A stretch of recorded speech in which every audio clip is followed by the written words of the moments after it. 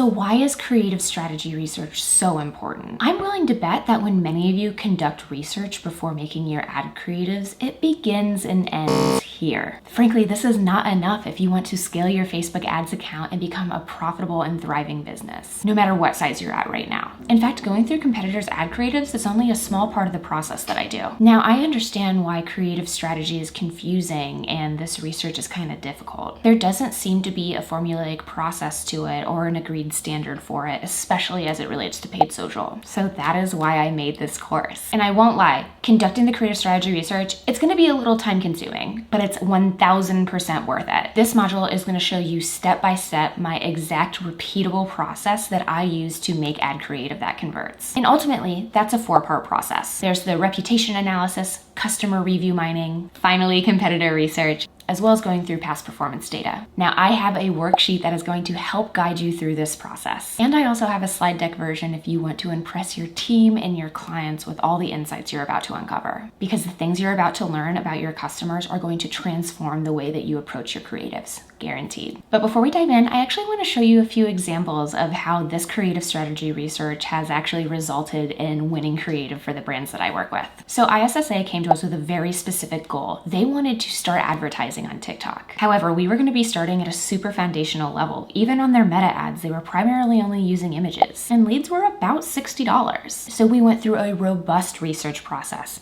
the exact one that I'm detailing here, so that we could get up and running on TikTok and really spearhead into video and UGC. And the result of it was quite amazing. We were able to reduce their cost per lead down to $25 while also scaling them up on TikTok, where back-end performance proved to be just as good, if not better than Meta some months. In fact, when now analyzing which creatives are doing best on Meta, the biggest bucket is actually the content that we're repurposing from TikTok. So now we're able to double down on this creative strategy and build upon the learnings month after month. Now, Speedo was different. This was a super legacy brand. In fact, you've probably been a customer of Speedo. Hope that's not weird. Now, what I really love showing this example is because we started off with this ad, right? And if I'm being honest, the research that we conducted that resulted in this ad was only going through ads library and also making a 4-play board. We didn't really dive as deep as we should have. I love showing this example because it shows how you can execute on the same format strategy with dramatically different results. And it was this exact process that actually brought us to this winning ad creative. All of these messaging points in the winning ad were selected as a result of our in-depth research process. Those ads